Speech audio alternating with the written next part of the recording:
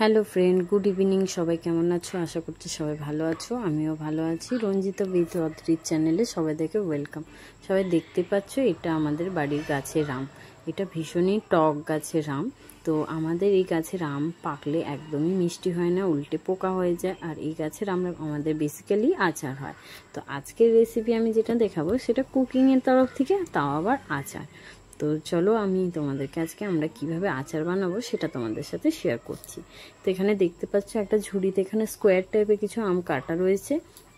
Plus এই আমগুলো যেহেতু আমরা আজকে যে আচারটা বানাবো, তো সেখানে আমরা কিছুটা লম্বা লম্বা করে অন্য জায়গায় একটা আম কেটে নিয়েছি।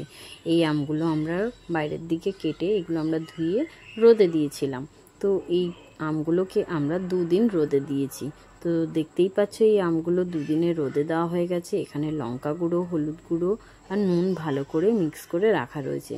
এখানে উনুনে কড়াই বসিয়ে দেওয়া হয়েছে। এখানে সর্ষে ফোড়ন দেওয়া হয়েছে, আর ফোড়ন দিয়ে এখানে আমগুলো দিয়ে দেওয়া হচ্ছে।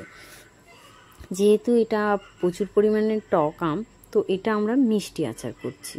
যেহেতু এটা প্রচুর মানে খুবই টক আম, তো তাই জন্য এটা আমরা মিষ্টি আচার করছি। তো এখানে আমরা আমগুলো 2 দিন রোদে দেওয়ার পর এইভাবে কড়াইয়ের মধ্যে দিয়ে দিচ্ছি, আর ভালো করে আমরা মিক্স করে নিচ্ছি যাতে কড়াইয়ের মধ্যে প্রত্যেকটা আম ঠিকঠাক সেট হয়ে যায়।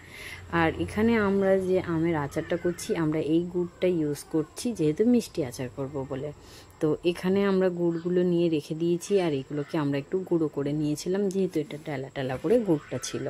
তো এখানে যেহেতু মিষ্টি আচার করব, দেখতেই পাচ্ছ কড়াইতে যখন আমটা আমরা দিয়েছি, আর আমটা যেহেতু 2 দিন রোদে দেওয়া হয়েছিল, তো এখানে আমটা কড়াইয়ের মধ্যে জায়গা ধরছিল না, স্পেসটা একটু কম হয়ে গেছিলো।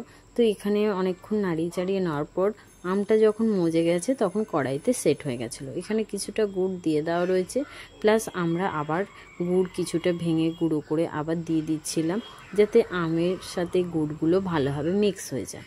আর যেহেতু এটা আমাদের মিষ্টি আচার হচ্ছে, তাই জন্য গুড়টা একটু বেশি করে দেওয়া হয়েছিল, কেননা এই আমটা যেহেতু প্রচুর পরিমাণে টক।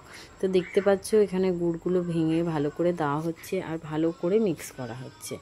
তো এখানে দেখতেই পাচ্ছ অনেকক্ষণ ধরে কড়াইয়ের মধ্যে দেওয়া হয়েছে। এখানে দেখতে পাচ্ছ আচার এইবারে আমাদের রেডি হয়ে গেছে।